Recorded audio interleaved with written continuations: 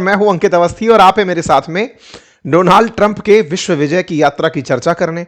हाल ही में उन्होंने वेनेजुएला पर अमेरिका का अधिकार कर लिया है।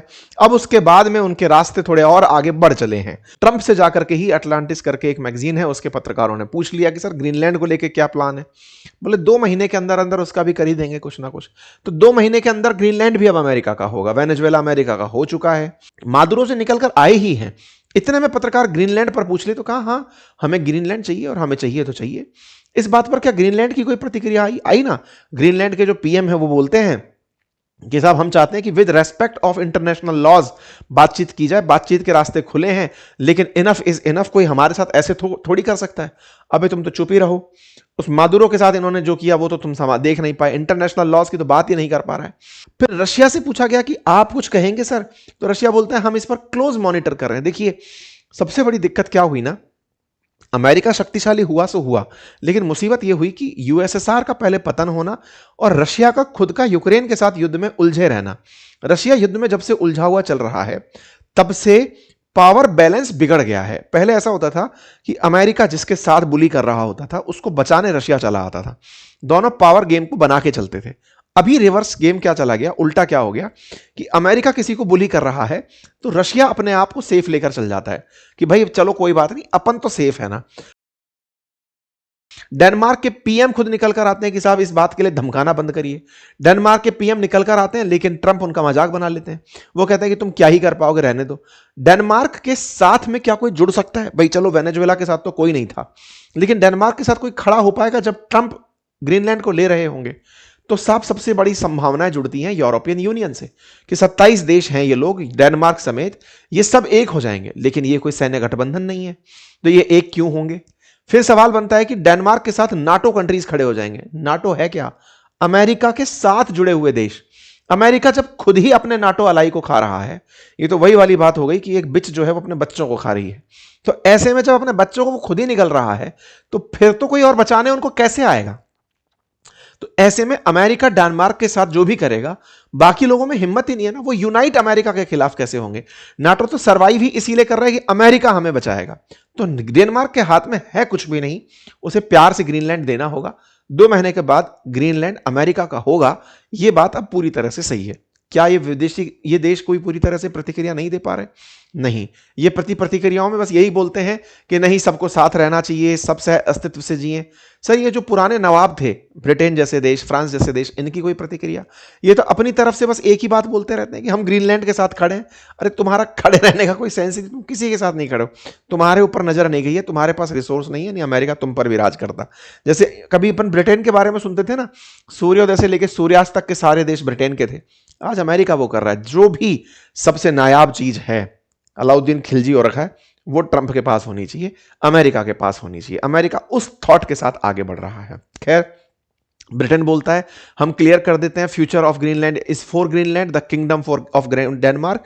ये अपनी तरफ से ये बात बोलते हुए दिखाई देते हैं ताकि ग्रीनलैंड को लगे, डेनमार्क को लगे कि यूके हमारे साथ खड़ा है। यूके का खुद का कोई अस्तित्व नहीं है। चाइना वाले क्या बोले? ये अपनी बचा के उड़ रहे हैं, हमारा नाम लेकर ऐसा मत करिए ना, ये वो वाली बात बोले। रशिया का कोई प्रतिक्रिया? कोई प्रतिक्रिया नहीं, हम सिंसियरली देख रहे हैं। तो कुल मिलाकर के आने वाले समय में यूएस के पास डेनमार्क होगा, ये 100 की सीधी बात है। और ये बिल्कुल वैसे ही जैसे अलास्का का भी लिया था इन लोगों ने, ऐसे ही अब ये डेनमार्क को लेते हुए निकलेंगे और खूबसूरत सा देश बनाएंगे, मतलब ग्रीनलैंड को लेंगे। ठीक है साहब, ग्रीनलैंड का कुल जो मतलब है वो फ्रेश वाटर से है, रेयर अर्थ तो केवल एक बहाना है। और अमेरिका अपने आप को भविष्य में ग्रीनलैंड से लेकर पनामा तक देखना चाहता है। यूरोपियन यूनियन और नाटो सदस्य कुछ भी नहीं प्रतिक्रिया दे पाएंगे, ये सब बातचीत में रह जाएंगी। अमेरिका खुद को पूरी तरह सुरक्षित रखना चाहता है दुनिया के उन तमाम देशों के सामने जिनके साथ उसे भविष्य में किसी भी प्रकार की चिंता हो सकती है। चैनल पर नए हैं तो चैनल को सब्सक्राइब कर लें। वेनेजुएला की जीत से पूरी दुनिया जो सकते में आई हुई है, जैसे पूरे टाइम ये लग रहा है कि कल को अब नंबर हमारा आ सकता है, कहीं जो मादुरो का हाल है वो उनका ना हो जाए, जो मादुरो के साथ अमेरिका कर रहा है वैसा किसी और देश के साथ ना हो जाए। इसी क्रोनोलॉजी में कल जब हमने आपको सेशन में ये जानकारी दी थी कि वेनेजुएला पर कब्जा हो गया है, और उसी समय पर एक ट्वीट काफी वायरल हुआ था जिसमें ग्रीनलैंड को अमेरिका का बताया गया था। आपको याद होगा हमने अपने सेशन में कल के दिन ये जानकारी आपके साथ साझा की थी अंकित इंस्पायर इंडिया पर। बस ये जानकारी ट्विटर पर आई, ट्विटर पर आते ही थोड़ी देर में न्यूज चैनल्स के अंदर आना शुरू हो गई। ट्रंप से जाकर के ही अटलांटिस करके एक मैगजीन है, उसके पत्रकारों ने पूछ लिया कि सर ग्रीनलैंड को लेके क्या प्लान है। बोले 2 महीने के अंदर अंदर उसका भी कर ही देंगे कुछ ना कुछ। तो 2 महीने के अंदर ग्रीनलैंड भी अब अमेरिका का होगा। वेनेजुएला अमेरिका का हो चुका है, क्योंकि अब अमेरिका अपनी तरफ से वहां सत्ता चला रहा है। ट्रंप के अकॉर्डिंग हम ही हैं, हमारी कंपनियां वहां काम करेंगी। अब वही काम अब ये ग्रीनलैंड में करने निकल रहे हैं। वी नीड ग्रीनलैंड, सीधा सीधा अमेरिका ने अनाउंसमेंट कर दिया है। ग्रीनलैंड इनका नेक्स्ट टारगेट, और ग्रीनलैंड को इन्होंने 2 महीने में प्राप्त कर लेना है। तो ट्रंप जिस ग्रीनलैंड के पीछे पड़े हैं, आज के सेशन में हम चर्चा करेंगे ग्रीनलैंड के बारे में। साथ में यह चर्चा करेंगे कि भैया ग्रीनलैंड तो डेनमार्क का हिस्सा है ना, डेनमार्क जो कि यूरोपियन यूनियन का हिस्सा है। तो क्या यूरोपियन यूनियन अमेरिका के खिलाफ कुछ बोल पाएगी, या फिर पूरी तरह से अपनी इज्जत गिरवी रख के बैठी है, या फिर नाटो होने का कीमत चुकाएगी, क्योंकि नाटो का ही मेंबर है डेनमार्क, और नाटो कंट्री का ही एक हिस्सा अगर अमेरिका दबाकर बैठ गया तो ये कुछ कर पाएगा। ताजा हाव भाव से लग क्या रहा है, ये सारी जानकारी आज आपके साथ साझा की जाएगी। यूरोपियन यूनियन 27 देशों का वो समूह जिसमें डेनमार्क बिल्कुल यहां बैठा हुआ है। देखिए, ये डेनमार्क अपने 3 जगह पर हिस्से रखता है।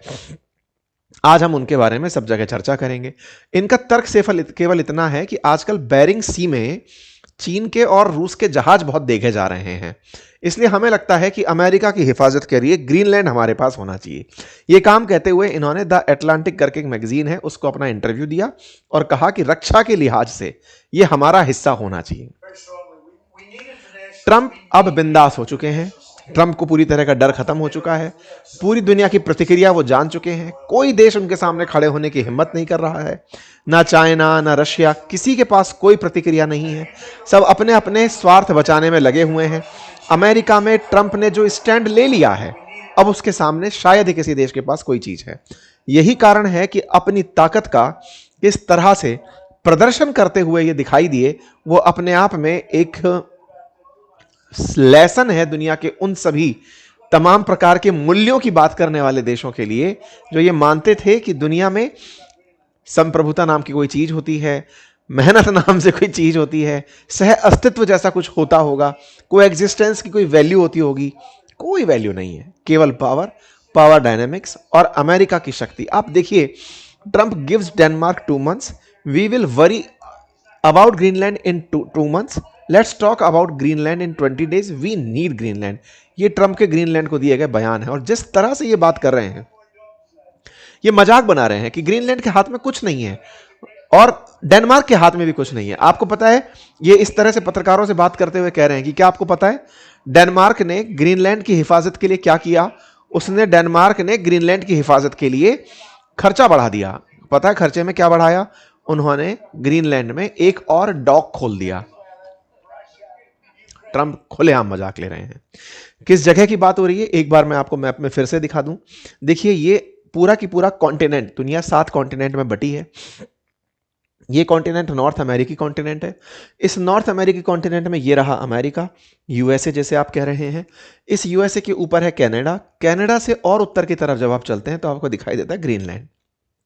ग्रीनलैंड 1979 तक डेनमार्क ही हुआ करता था, एक तरह से डेनमार्क का ही हिस्सा था। बाद में इन्होंने अपने आप को होम रूल में कन्वर्ट कर लिया कि हम अपना शासन खुद चला लेंगे, लेकिन हां, हमारे विदेशी संबंध, हमारी रक्षा, हमारा संचार, ये पूरा डेनमार्क देखेगा।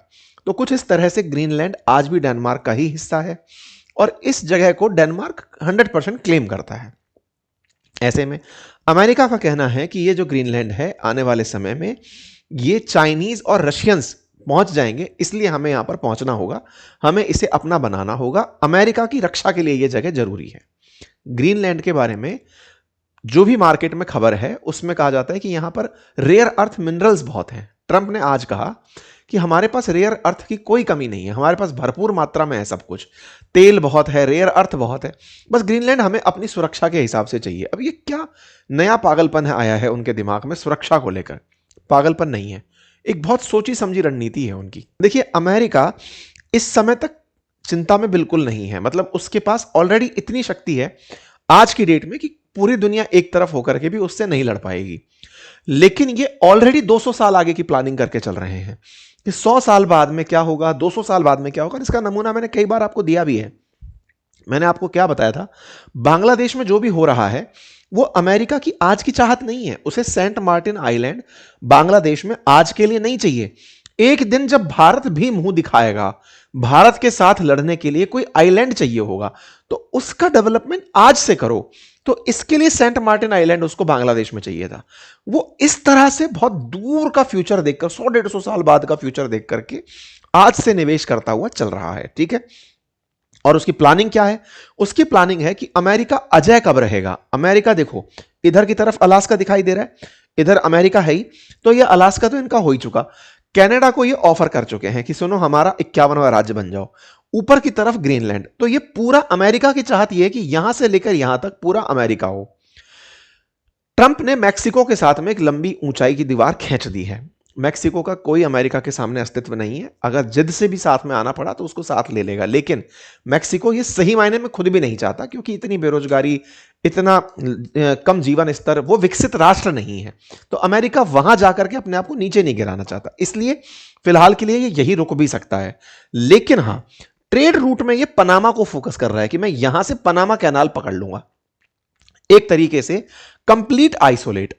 आपको थोड़ा इतिहास में अगर मैं रेफरेंस दूं तो कहा जाता है कि यूनाइटेड किंगडम पूरी दुनिया पर राज क्यों कर पाया था, तो आंसर था कि वो खुद किसी के साथ बॉर्डर शेयर नहीं करता था।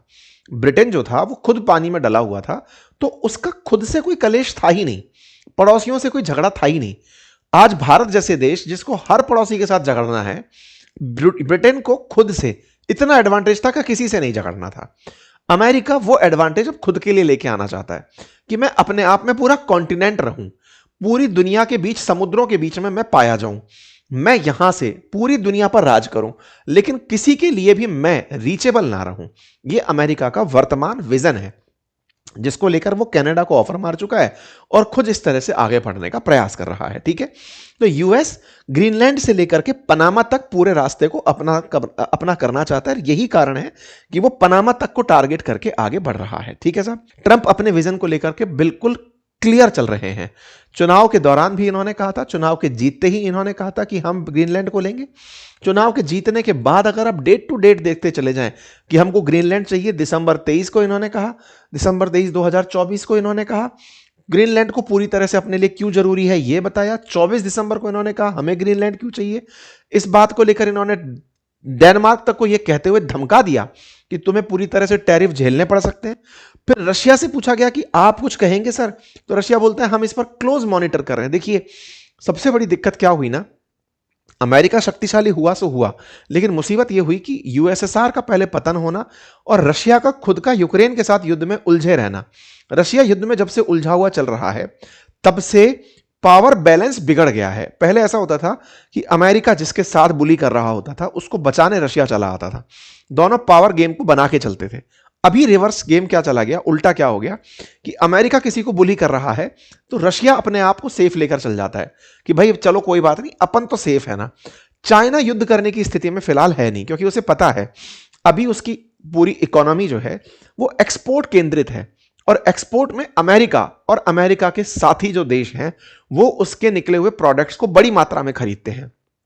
अगर चाइना किसी भी तरीके से कोई भी स्टैंड लेने की कोशिश करे तो अमेरिका एक बार में ही उसके पूरे मार्केट को क्रैश कर सकता है, क्योंकि खुद इतना बड़ा कंज्यूमर बनकर अमेरिका बैठा है।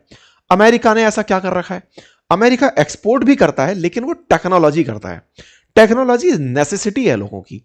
एक बार में वो पूरी दुनिया को पंगु बना सकता है।